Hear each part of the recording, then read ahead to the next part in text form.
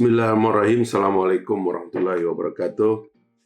Selamat pagi dan salam sejahtera bagi kita semua, khususnya para sahabat saya yang berada di Kalimantan Tengah. Pada hari ini kita akan meresmikan Akademi Manusia Indonesia Kalimantan Tengah dan membahas topik fitur-fitur kepemimpinan dalam kehidupan baru. Maksudnya itu mungkin pasca new normal ini. Dan tema hari ini adalah tema spesial sekali, karena tema ini bukan saja penting bagi pemimpin, tapi juga penting bagi semua orang. Sekali lagi tadi saya katakan, pengetahuan tentang leadership itu bukan untuk segelintir orang saja, tapi untuk semua orang, ya.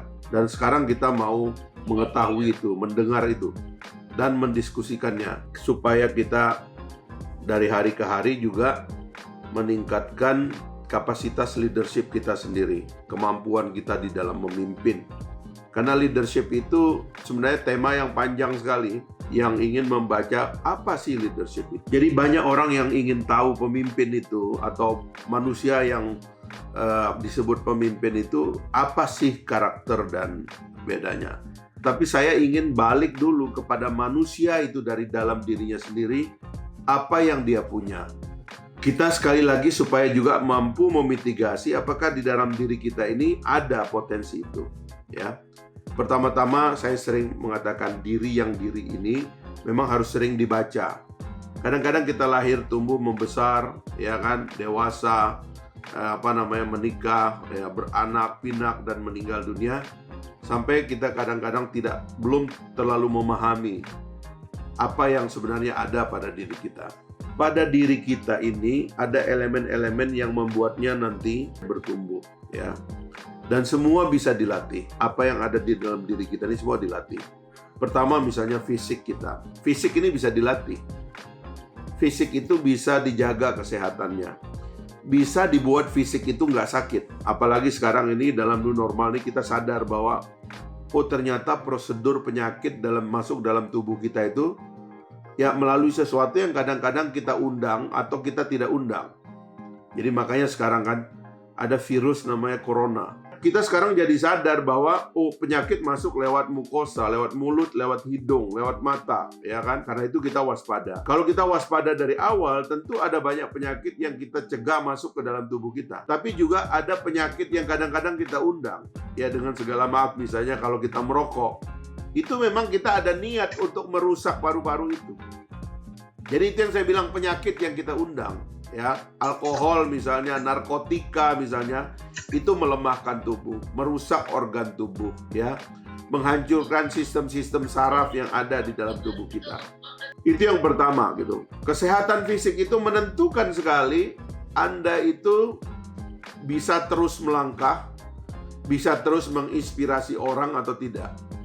Karena itu kalau kita mau lihat nanti kepemimpinan itu hadir atau tidak, lihat apakah dia kuat gitu. Sebab ada saat-saat ketika pertarungan dilakukan dan seorang pemimpin harus memenangkan pertarungan, dan apabila pertarungan itu adalah pertarungan fisik, maka kita bisa kalah dan kemudian menyerah. Kita tidak jadi pemimpin di situ. Itu satu. Yang kedua, pikiran, ya. Pikiran juga bisa dilatih. Kita bisa memilih menjadi bodoh atau menjadi pintar. Sebenarnya kita harus mulai dari pikiran ini. Karena pikiran ini dalam semua tradisi agama itu dianggap paling penting. Dalam tradisi agama-agama samawi misalnya, pikiran dianggap paling penting. Itu sebabnya kitab-kitab suci dimulai dari perintah membaca. Karena apabila pikiran kita cemerlang, ya, kita membaca banyak, lalu muncul ilmu pengetahuan. Dari pengetahuan itulah muncul pemahaman, dan dari pemahaman itulah muncul keyakinan yang masuk ke dalam hati kita, sehingga kemudian pengetahuan kita itu menjadi arah, ya, menjadi sebab kita mengambil keputusan hari-hari dari bangun tidur sampai kita tidur lagi. Karena itu kita memilih menjadi orang pintar yang membaca, yang mau berdiskusi seperti ini, ketemu dengan orang, berdebat bila perlu. Karena kita tahu kalau pikiran kita cemerlang, hidup kita terarah, ya. Kita punya argumen, untuk meneruskan perjalanan dan keinginan kita. Itu yang kedua yang ada pada manusia. Dan yang ketiga itu adalah komponen kita yang bernama jiwa itu, ya.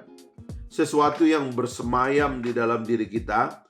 Banyak yang berdebat tempatnya di mana, tapi dia ada, ya.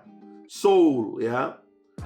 Ruhani, ya, spiritualitas itu ada di dalam diri. Dan kalau dihitung mana yang penting dari ketiga komponen ini, yang ketiga ini yang paling penting. Karena dia yang mempertahankan arah. Dia yang mempertahankan kemantapan kita. Dia yang memberi kita hidup seperti nyawa, begitu.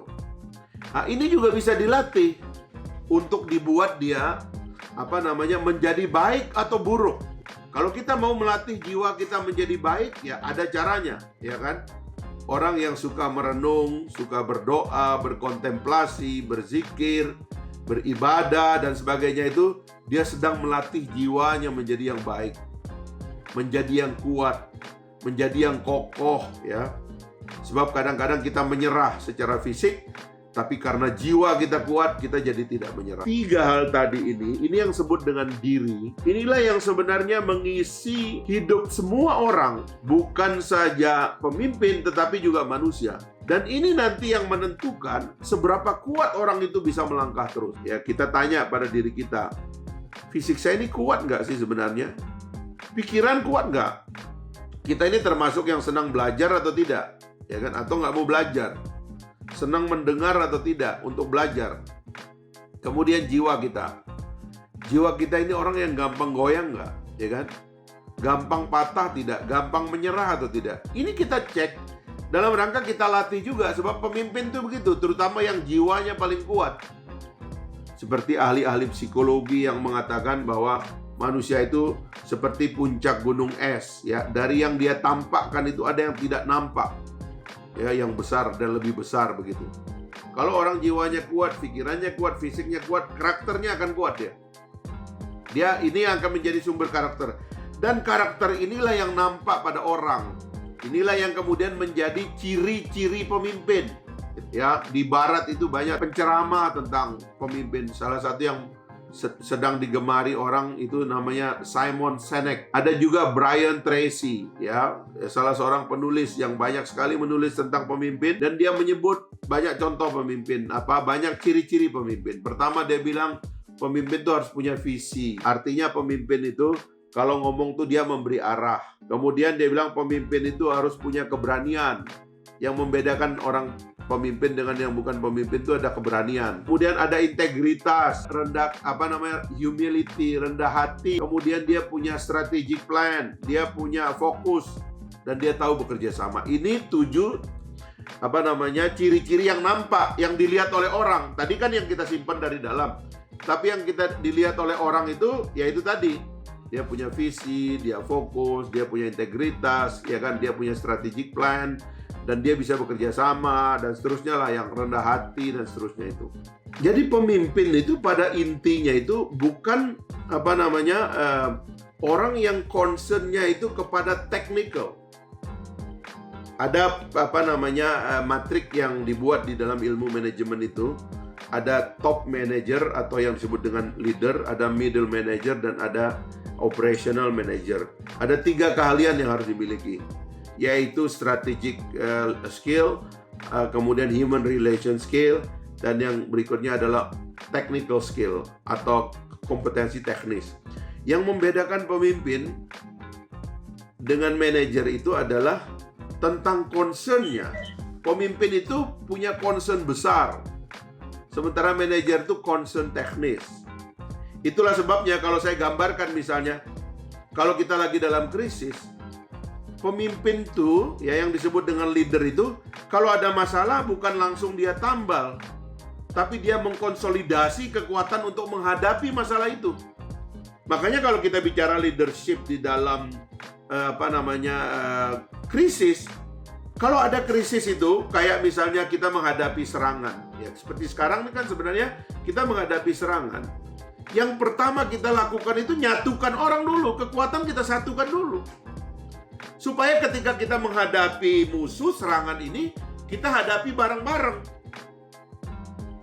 Sebenarnya kalau pinter gitu ya. Ini waktunya untuk menggalang persatuan. Mumpung ada musuh kan? Ada musuh. Kalau musuh kelihatan lebih enak sebenarnya. Ini musuhnya nggak kelihatan. Justru karena musuhnya nggak kelihatan, kita konsolidasi. Bangsa Indonesia, ayo kita bersatu sekarang. Udah, yang remeh-remeh ini kita jangan ributkan lagi. Yang sudah selesai jangan ributkan lagi. Ya kan, ini ada undang HIP apa segala macam. Aduh, enggak gitu. Bukannya nyari medium untuk persatuan, malah lagi ada serangan kayak begini, bertengkar. Justru mencari medium pertengkaran. Ini bukan pemimpin. Pemimpin itu kalau lagi ada masalah, ngumpul dulu. Sebuah bangsa kalau ada krisis, dia ngeliat pemimpinnya. Ternyata pemimpinnya nggak menyatukan. Pemimpinnya nggak ngasih arah. Pemimpinnya malah ngajak berantem. Pemimpin malah bercerai-berai. Pemimpinnya malah membuat kita pesimis. Nah, itu berbahaya sekali. Padahal seharusnya dalam situasi seperti itu, pemimpin itu harus berpikir positif, mengatakan hal-hal yang benar, jangan bohong, nyatakan sikap secara tegas, nyatakan empati terhadap krisis, kasih tahu orang gambar besar dari persoalan, memberikan ketenangan, mengatakan kata-kata yang memberikan tenaga, nyatakan rencana kita ke depan, bagaimana kita keluar dari seperti ini. Ada wisdom dari pendiri bangsa kita, Ki Hajar Dewantara, yang kemudian menjadi lambang dari dunia pendidikan kita, Tut Wuri Handayani. Ada 3. Ing Ngarso Sung Tulodo. Ini orang Jawa, tolong koreksi nih kalau saya salah ngomong nih ya.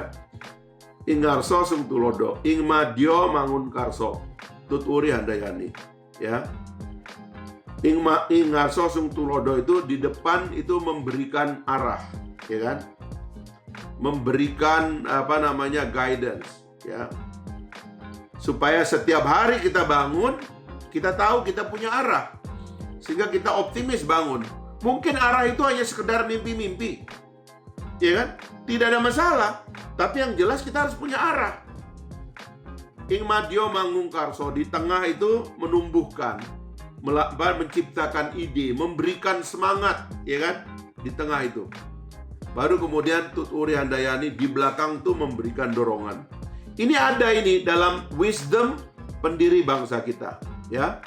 Nah, teman-teman sekalian, inilah yang mungkin saya sebut atau saya anggap sebagai fitur kepemimpinan seperti yang dikehendaki oleh AMI, ya, dalam kita menghadapi situasi baru ini. Memang tidak semua harus detail, karena pemimpin yang baik itu adalah yang mempersiapkan semua orang menghadapi semua jenis masalah yang ada.